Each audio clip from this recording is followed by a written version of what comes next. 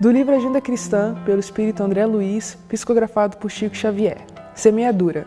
Sua generosidade chamará a bondade alheia em seu socorro. Sua simplicidade solucionará problemas para muita gente. Sua complexidade provocará muita dissimulação no próximo. Sua indiferença fará manifesta frieza nos outros. Seu desejo sincero de paz garantirá tranquilidade no caminho. Seu propósito de guerrear dará frutos de inquietação. Sua franqueza contundente receberá frases rudes. Sua distinção edificará maneiras corretas naqueles que o seguem. Sua espiritualidade superior incentivará sublimes construções espirituais. Diariamente semeamos e colhemos. A vida é também um solo que recebe e produz eternamente. Aproveite bem o seu dia. Serenidade sempre. Todo homem sábio é sereno. A serenidade é conquista que se consegue a esforço pessoal e passo a passo. Pequenos desafios que são superados. Irritação que se faz controlada. Desajustes emocionais corrigidos. Vontade bem direcionada. Ambição freada. São experiências para a aquisição da serenidade. Um espírito sereno já se encontrou consigo próprio, sabendo o que exatamente deseja da vida. A serenidade harmoniza, exteriorizando-se de forma agradável para os circunstantes. Inspira confiança, acalma e propõe afeição. O homem sereno já venceu grande parte da luta. Que nenhuma agressão exterior te perturbe, levando-te à irritação, ao desequilíbrio. Mantém-te sereno em todas as realizações. A tua paz é moeda arduamente conquistada, que não deves atirar fora por motivos irrelevantes. Os tesouros reais de alto valor são aqueles de ordem íntima, que ninguém toma, jamais se perdem e sempre seguem com a pessoa. Tua serenidade, tua gema preciosa. Diante de quem te enganou, traindo a tua confiança, o teu ideal, ou envolvendo-te em malquerença, mantém-te sereno. O enganador é quem deve estar inquieto e não a sua vítima. Nunca te permitas demonstrar que foste atingido pelo petardo da maldade alheia. No teu círculo familiar ou social, sempre defrontarás com pessoas perturbadas, confusas e agressivas. Não te desgastes com elas, competindo nas faixas de desequilíbrio em que se fixam. Constituem teste a tua paciência e serenidade. Assim, exercita-te com essas situações para mais seguro enfrentares as grandes, os difíceis testemunhos e provações do processo evolutivo, sempre, porém, com serenidade.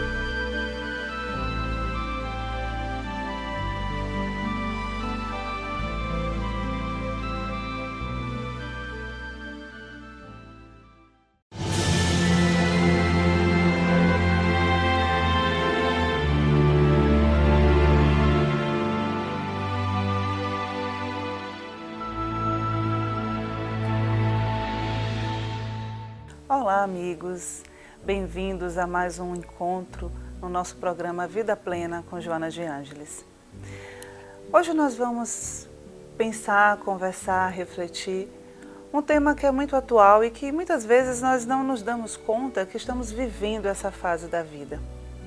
Nós começamos hoje as nossas reflexões ouvindo o belíssimo poema de Cecília Meirelles. Eu não tinha este rosto de hoje, assim calmo, assim triste, assim magro, nem estes olhos tão vazios, nem um lábio amargo. Eu não tinha estas mãos sem força, tão paradas e frias e mortas. Eu não tinha esse coração que nem se mostra. Eu não dei por esta mudança, tão simples, tão certa, tão fácil. Em que espelho ficou perdida a minha face?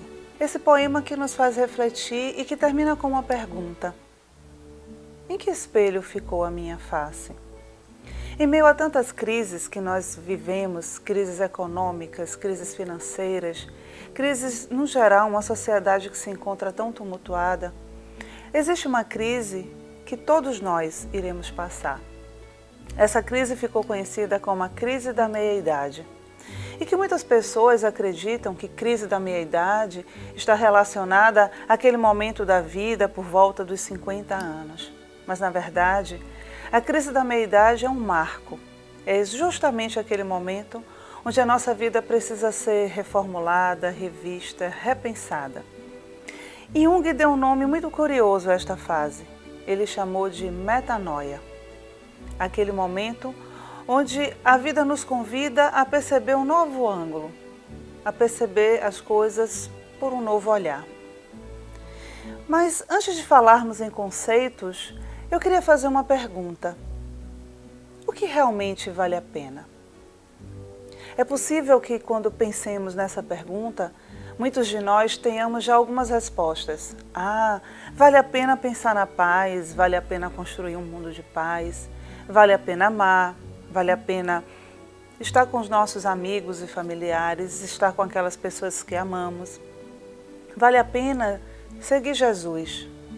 E teremos com certeza muitas respostas a esta pergunta. Mas é justamente nesse período da nossa vida, onde a crise da meia-idade ou a metanoia se apresenta, que essa pergunta fica muito mais latente. Não dessa forma, mas começamos a pensar: será que realmente valeu a pena tudo o que eu fiz? Será que realmente valeu a pena tantos anos de dedicação a uma empresa, a uma profissão, a um relacionamento? E essas perguntas que vão aparecendo, que causam um certo incômodo em todos nós, vão fazendo um marco do início dessa nova fase, a metanoia. Mas voltando à nossa pergunta inicial, o que realmente vale a pena? Bem, com certeza você pensou em algo e respondeu. E diante dessa resposta, eu faço uma outra pergunta. O que de fato você está fazendo para que o que você afirmou valer a pena se concretize na sua vida? O que realmente estamos fazendo e qual o movimento que empenhamos na direção da concretização do que desejamos? Nós falamos todo o tempo e ligamos as televisões e vemos os noticiários e todo mundo se encontra em uma certa crise. O próprio planeta se encontra em crise. Vez que outra nós podemos perceber um terremoto, um abalo sísmico, um maremoto. E isso de certa forma nos deixa com uma certa aflição. Não porque tenhamos medo de viver fisicamente essas experiências, não é só isso. É porque algo em nós nos aponta que todo o abalo sísmico que acontece na Terra propriamente dita representa a necessidade de um abalo sísmico interno.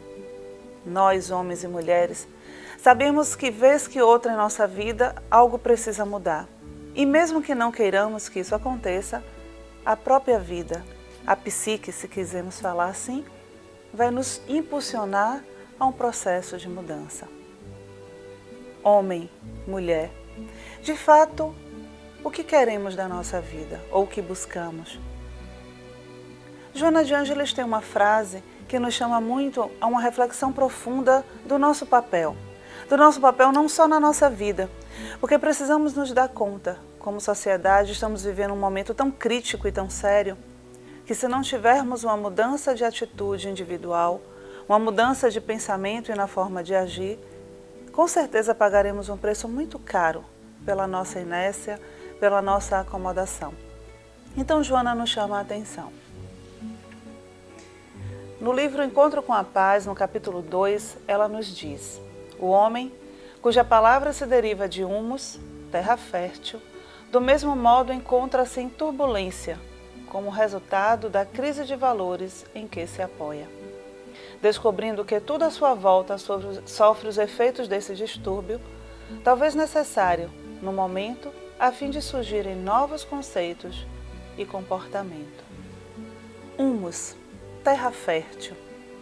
Quando paramos para pesquisar o próprio significado da palavra humus ou dessa terra fértil, o que nós vamos nos dando conta é que terra fértil é justamente aquela terra muito bem preparada, úmida, da forma necessária e ideal, e que tudo que plantamos ali nasce. Essa é a origem da palavra homem, humus. Tudo, potencialmente tudo está em nós. A grande questão, e talvez o que nos deixa de certa forma preocupados, é que tanto a boa semente quanto a má semente tem possibilidade de germinar em nós. Toda a questão são as escolhas que fazemos perante a vida. E que, muitas vezes, aquela semente ruim que começa a germinar em nós, por nosso descuido, nossa acomodação, nosso descomprometimento com a vida, deixamos que ela crie raízes profundas. Raízes essas que façam com que esta árvore cresça e dê frutos. E esses frutos não só atingem a nossa vida, mas atingem também a vida da sociedade que nós nos encontramos, da nossa família. Interfere na escolha do nosso futuro, interfere na vida dos nossos filhos. Mas Joana de Ângeles continua dizendo que, da mesma forma como nós estamos vivendo essas crises, precisamos também nos dar conta que essa crise pode ser importante e necessária.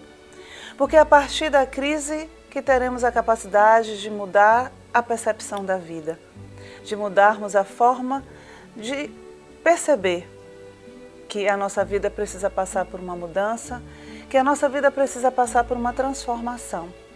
E a crise, então, passa a ser vista como um grande convite, na verdade, um verdadeiro auxiliar no nosso processo de mudança, no nosso processo de autoaprimoramento.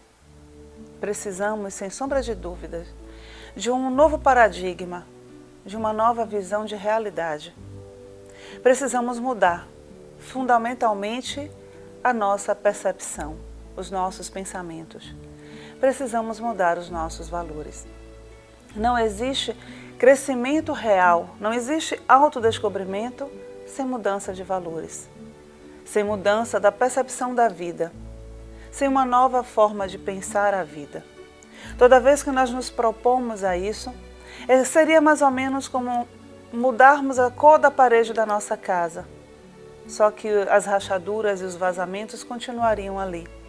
Por quanto tempo realmente duraria isso? 1 mês, 2 meses? Assim que tivesse a primeira chuva, o vazamento voltaria. Então, mudar a nossa condição de pensar, rever os nossos valores, significa justamente poder compreender o mundo, compreender o outro e nos percebermos de uma forma nova, de uma forma muito melhor. Porque o nosso vir a ser, ou aquela pessoa que nós queremos ser, ela existe em latência em nós. E precisamos então ter a coragem de vasculhar o nosso inconsciente, mergulhar profundo em nós, para libertarmos essa outra parte nossa, essa outra parte que realmente acredita na possibilidade de uma vida melhor, de uma vida muito mais profunda e com muito mais significado. Certa feita, em um dos seus livros, Carl Gustav Jung passava por uma certa crise, o que ele chamava de culpa coletiva. Era justamente o período da Segunda Guerra, aquele momento onde a Europa vivia todo aquele horror da guerra. E principalmente ele, que se encontrava na Suíça, ali tão próximo à Alemanha. E Jung então começa a fazer perguntas e questionamentos extremamente profundos. Ele, que pouco tempo antes praticamente conseguiu prever o que aconteceria a partir da análise dos sonhos dos seus pacientes. Ele costumava dizer que naquela época a ideia de uma guerra não era algo latente na mente do homem. Não se podia imaginar que aquele horror poderia acontecer. Então seus pacientes de toda parte do mundo que ia visitá-lo na Suíça começam a trazer ideias de destruição, de calamidades e de catástrofes. E Jung começa então a se dar conta. É possível realmente que algo esteja para acontecer de muito sério no coletivo. E dentro desse processo todo de reflexões profundas que ele começa a construir a partir do olhar dos seus pacientes e, é claro, a partir de um olhar interno e muito pessoal, Jung nos lança uma pergunta, na verdade uma reflexão, que eu quero deixar para nós nesse intervalo para que no próximo bloco possamos aprofundar. Ele nos diz o seguinte: A humanidade civilizada deve voltar a sua mente para as realidades fundamentais. A questão é ser ou não ser. E eu deixo essa pergunta para vocês. Até o nosso próximo bloco.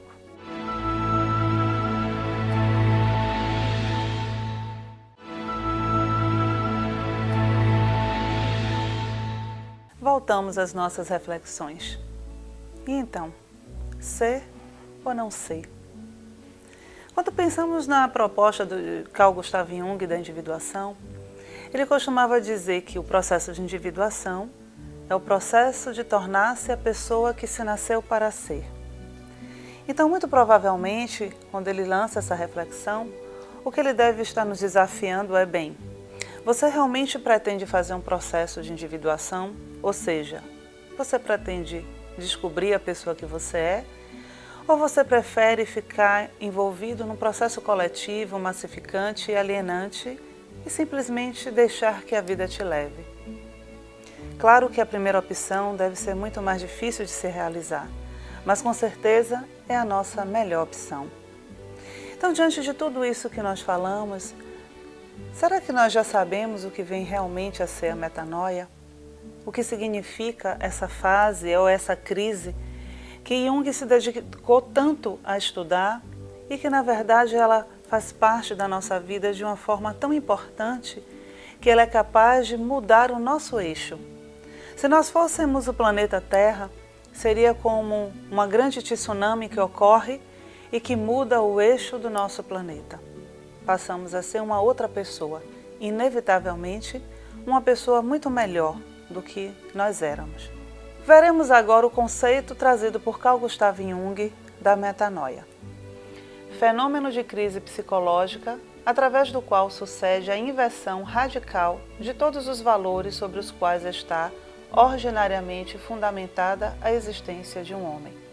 Nessa fase de passagem, por-se-iam na sombra todos os valores sobre os quais o indivíduo está fundamentado e, contemporaneamente, por-se-iam em luz outros valores que estão em oposição com aqueles. Esse fenômeno, como Carl Gustav Jung nos apresenta, nos diz o seguinte: nesta fase, os nossos valores, tudo aquilo que nós construímos, aquela pessoa que nós realmente acreditamos que somos, é posta à prova. Tudo aquilo que nós pensávamos que éramos é de alguma forma testado na nossa vida. E é uma necessidade fundamental que outras questões, outros valores, conteúdos, que estavam todo esse tempo guardados no nosso sótão psíquico, seja posto à luz, seja trazido à prova. Isso pode parecer complicado, mas pensando em termos práticos, podemos dizer: todas as nossas virtudes, tudo aquilo que nós construímos em nossa vida e que dizemos ser justamente como somos ou como agimos, de certa maneira é testado por nós. Eu preciso realmente saber se a minha bondade, a minha honestidade, a minha integridade são de fato instrumentos para o meu crescimento. Se tudo isso vem em direção ou conduzido pelo self, ou se simplesmente tudo o que eu utilizo, todas as minhas ações e atitudes, são atitudes do ego, com a intenção de manter a minha persona. Pode parecer complicado no começo, mas é exatamente essa a proposta da metanoia. É como se estivéssemos caminhando por uma longa estrada durante alguns anos, 30 para alguns, 40, 50. A idade cronológica de fato não importa. E caminhando nessa estrada, em um certo momento uma voz nos pede para parar e olhar para trás. E nesse olhar para trás vamos percebendo que muitas partes de nós, partes importantes, partes felizes e partes nossas que realmente nós reprovamos e não aceitamos, ficaram para trás. Algumas delas, de fato, não têm importância no nosso processo de continuação da vida, da caminhada para o autoconhecimento, mas outras são de extrema importância e que nós abandonamos por medo de assumirmos quem somos, porque queríamos a aprovação e o amor dos outros e fomos deixando porque aquelas partes não eram bem aceitas, compreendidas pelos outros. Então a vida nos convida para revermos a nossa estrada, trazendo de volta todas essas partes que foram abandonadas e que precisamos delas justamente para fazer o nosso processo de autoconhecimento. Então essa fase que pode trazer muita dor, muita dúvida, é também uma fase de muito enriquecimento para a personalidade. É uma fase onde poderíamos dizer uma segunda chance da vida adulta, como se tivéssemos ali verdadeiramente a capacidade de começarmos a reescrever a nossa história. Uma tela em branco, onde podemos pintar com as cores e com a técnica que nós quiséssemos a verdadeira história da nossa vida. E é justamente esse o ponto, de compreender a metanoia, de perceber que sonhos que foram deixados para trás, que expectativas que ficávamos todo o tempo tentando atender, muitas vezes não foram tão importantes. Às vezes eu gosto de perguntar, e gosto de me perguntar também, quem era eu quando era criança? E aí nós podemos pensar, bem, o que eu queria ser quando eu era criança? Lá atrás, quais eram os meus sonhos? Quando eu brincava com o carrinho, com a boneca, o que é que realmente ocupava a minha mente naquela época? Certa feita, uma pessoa que conversava comigo, e eu perguntei para ela qual era o seu sonho de infância, o que ela queria ser quando ela crescesse, os olhos dela brilharam e ela olhou para mim e fez, eu queria ser baiana de acarajé. Isso pode ser uma coisa estranha para quem ouve, dizer, mas como alguém poderia sonhar em ser baiana de acarajé? Mas aquele brilho no olhar dela me dizia muito mais do que isso. O que significava ser uma baiana de acarajé? E como aquele olhar tão brilhante falou mais alto do que a própria voz da menina, eu acreditei que a baiana de acarajé ainda existia dentro dela. E começamos então a trabalhar o significado de uma baiana de acarajé. E ela então, adentrando-se naquele pensamento e naquele mundo infantil, ela me disse, toda vez que eu vinha uma baiana de acarajé, eu achava que ela era uma mulher linda, muito bem ornada, porque a baiana do acarajé, elas estão sempre muito lindas, com aquela roupa branca, com muitos adereços. Mas o que mais chamava a atenção era justamente aquele tabuleiro tão organizado, tão bem colocado e o total domínio da baiana de acarajé. Ela sabia tudo o que tinha que fazer. Então tinha aquela fila e as pessoas que falavam com ela e que pediam e que ela sabia exatamente a hora de virar o acarajé, de abrir o acarajé. E aquela criança então que aparece na minha frente começa a falar do que era uma baiana de acarajé. Mas o mais incrível é que esta mulher, no momento em que estava fazendo o seu processo terapêutico, estava vivendo justamente uma crise no seu mundo profissional. Estava vivendo uma crise pessoal. Tudo que ela havia construído até então estava desmoronando. Ela estava saindo do emprego, ela estava revendo se a sua profissão realmente valia a pena, se ela tinha feito a escolha certa, ou se ela simplesmente tinha seguido a carreira da família porque era muito mais fácil. O seu casamento tinha terminado, os seus filhos estavam vivendo uma situação difícil porque ainda eram crianças muito pequenas e não conseguiam compreender o que estava acontecendo naquele mundo que de repente estava tudo tão organizado e no outro dia o papai não se encontrava mais em casa. E aquela mulher consegue sair em um determinado momento da sua dor e entra no mundo infantil da criança que queria ser uma baiana de acarajé. O tempo passou, mas nós não abandonamos a magia daquela baiana. E o que é que essa mulher descobre quando ela tem a coragem de trazer de volta o seu sonho de infância? Ela percebe que o que encantava no olhar daquela menina era que de fato ela reconhecia nela uma mulher com total capacidade de dominar a vida. Uma mulher que tinha uma dinâmica imensa, um poder criativo que ela desconhecia.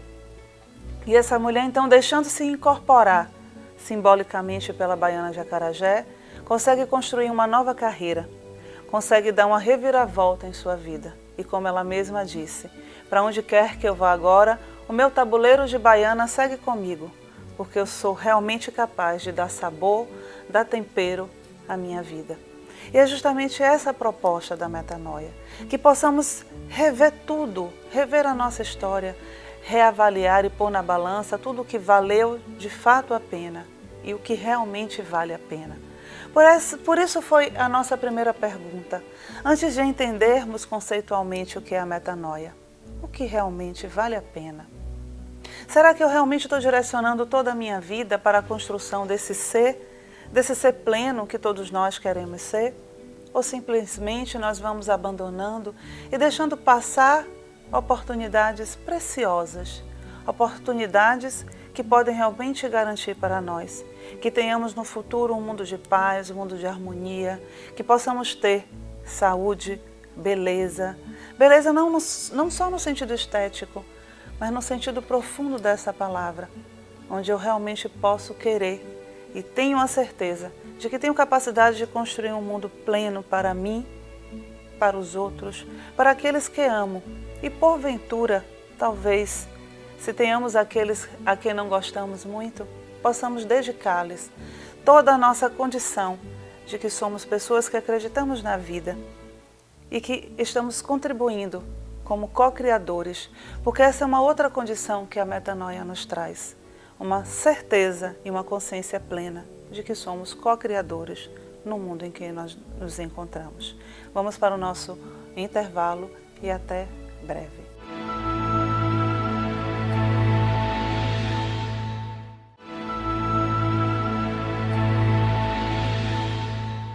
É natural, sempre depois de uma crise, de uma fase de reflexões profundas, que tenhamos um certo abatimento.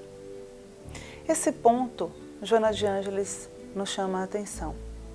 Em vez do abatimento e do desconforto, do abandono dos objetivos, cabe ao indivíduo em crise reconhecer que ele é reservado o dever de enfrentar o acontecimento, somente ele, partindo, então, para experiências mais enriquecedoras, portanto, mais carregadas de desafios. É interessante como a mentora nos chama a atenção do nosso dever de enfrentar os desafios.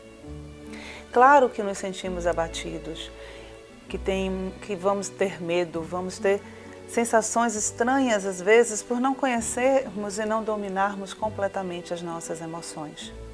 Mas é justamente esta proposta da crise. Toda vez que a vida me traz um novo desafio e que todas essas questões se levantam para que nós coloquemos o pé para trás e desistamos da nossa luta, é nosso dever seguirmos adiante. É nosso dever porque a partir de um novo degrau que eu alcance, a minha visão da vida, a minha percepção da vida se torna maior. E a mentora nos afirma isso. É o nosso dever.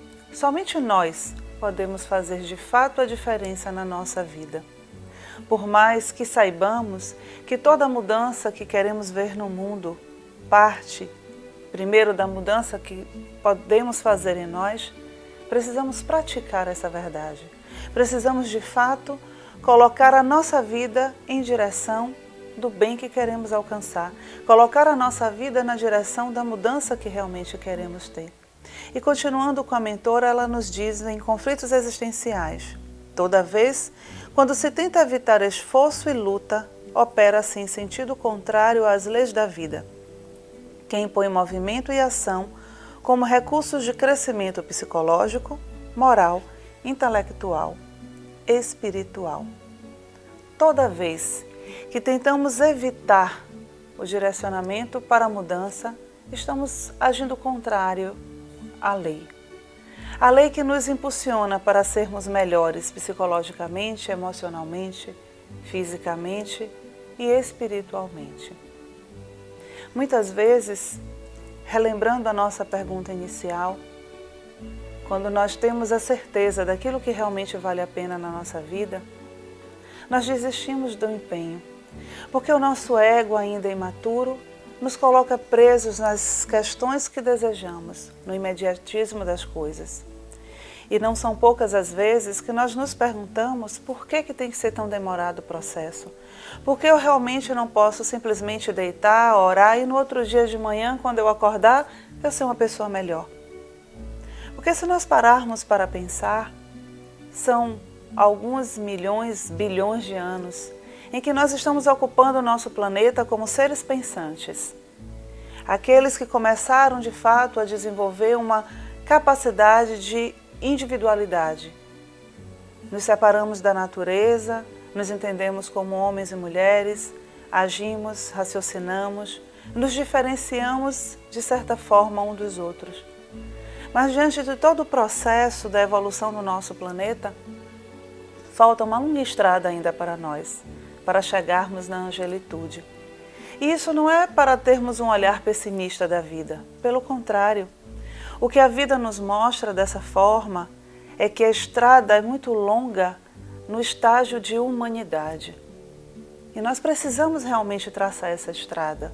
Nós precisamos, assim como a terra fértil, o humus que dá origem à palavra homem, precisamos nos deixar ser esta terra, mas com o devido cuidado e com a responsabilidade que nos cabe, de estarmos ali todo o tempo presente na nossa experiência, vivendo, cultivando a terra, selecionando a semente. De fato, prestando atenção e observando quais são os frutos que esta árvore que eu me tornei é capaz de dar. E é nesse ponto, quando a mentora vai chamar a atenção, se você direciona a sua vida em uma direção contrária ao propósito maior do autoconhecimento, você está agindo contrário à lei. E como na psique, tudo tem o seu oposto. Então, se muitas vezes eu acredito que a minha vida deve ser direcionada à bondade e eu começo a agir dessa forma com o outro, com a vida, eu também não posso me apartar e deixar para lá a ideia da maldade. Porque se eu não acolho essa parcela também em mim, provavelmente eu a projetarei no outro. Eu estarei vendo no outro, no mundo, a maldade que porventura pode ser minha e que se eu a abandono e a negligencio, o meu processo de completude não vai ocorrer. Então é importante que tenhamos a consciência que muitas vezes precisaremos descer ao fundo do poço. E ao fundo do poço, o mais fundo que possamos chegar. E passarmos talvez uma temporada nesse lugar que pode ser assustador no começo, mas que é o nosso fundo do poço. E lá, uma vez que estejamos, deveremos observar com o devido cuidado. Ver tudo aquilo que nós deixamos, tudo aquilo que fomos acumulando, tudo aquilo que foi dito para nós e que nós não demos valor, tudo aquilo que foi dito para nós e que nós demos muito valor, tudo aquilo que ainda temos apego, tudo isso que nós guardamos no fundo desse poço e que por algum motivo nós evitamos durante muito tempo da nossa vida sequer passar por perto do poço para não correr o risco de cair lá dentro. Então é preciso que mergulhemos e que fiquemos lá um certo tempo, um período, um estágio. No começo pode parecer assustador, mas isso não quer dizer que nós ficaremos lá para sempre. A questão é crescer no fundo desse poço, porque assim como a terra úmida, o poço também é úmido. E sempre que existe a umidade, sempre que existe a possibilidade da geração da vida, é muito provável que lá possamos também encontrar algo de precioso. No livro Espelhos da Alma, Joana de Ângeles traz uma reflexão muito profunda sobre a metanoia. Ela nos diz, em alguns casos, faz-se natural que desça ao fundo do poço, num mergulho consciente dos acontecimentos, sem reativos, a fim de identificar todo o processo de comprometimento com a realidade, esforçando-se condenudo para superar a condição quase deplorável em que se encontra. É preciso que estejamos lá, de uma maneira tal de consciência, que deixemos para trás as queixas. Nós queremos atravessar a estrada da vida e queremos, por uma maneira ainda infantil de percebermos os acontecimentos, passar como se estivéssemos isentos de cometer erros e estivéssemos de alguma forma impedidos ou protegidos de passar pelos sofrimentos e pelas dores. Então é nesse processo de caminhar, de enfrentar obstáculos, que nós precisamos nos dar conta do quanto reclamamos, do quanto somos reativos à vida. Às vezes nós passamos a vida inteira desejando algo, querendo muito que alguma coisa aconteça, e quando aquilo acontece, simplesmente nós abrimos mão, porque não queremos fazer nenhum sacrifício, não queremos deixar de ser o que somos para ser diferente. Porque ser a pessoa melhor que todos nós queremos ser, vai exigir de nós, sem nenhuma dúvida, sacrifícios. Precisaremos com certeza abrir mão de aspectos nossos que, infelizmente, nós nos apegamos. E a mentora então nos diz, é necessário sim que possamos descer a este poço, para que eu possa de fato perceber como eu estou comprometido com a minha realidade atual. Qual é o nível de compromisso que eu estou assumindo com a vida? Qual é o nível de compromisso real que eu estou com a causa que eu abraço? Qual é o nível de compromisso que eu estou assumindo para realmente viver num mundo de paz que todos nós desejamos? E ela continua na mesma obra. Nesse tentame grave em que o paciente reconhece a necessidade da metanoia, despontam as aspirações adormecidas que lhe passam a constituir motivação para a autoconquista, para a libertação, saindo do fosso triste por onde peregrinou por algum tempo. Porque eu preciso perceber a mim, ao outro e ao mundo de uma maneira completamente diferente. É muito possível que nesse momento tenhamos a certeza de que nem sempre estamos certos, mas que também nem sempre estamos errados. E que o acerto e o erro são relativos. Aquilo que naquele momento foi um acerto, agora que estou muito mais consciente da vida, eu percebo que não foi tão bom assim. Mas também aquilo que foi visto anteriormente como algo errado, agora que estou mais madura e muito mais consciente, percebo que foi a melhor coisa que poderia ter acontecido na minha vida.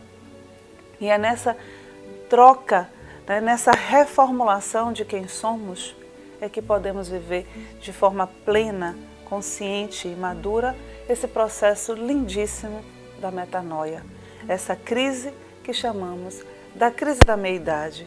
Aquele momento onde vamos fazendo uma faxina geral no ser que somos, para que possamos de fato ter uma vida muito melhor.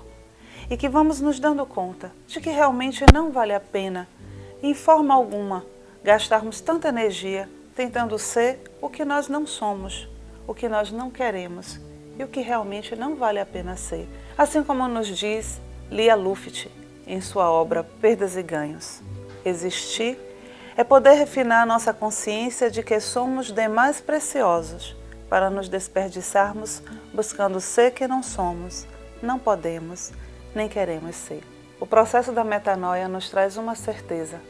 Nós somos um milagre e devemos agir na vida exatamente como essa preciosidade que somos. Não vale a pena passarmos a nossa vida tentando ser o que nós não nascemos para ser.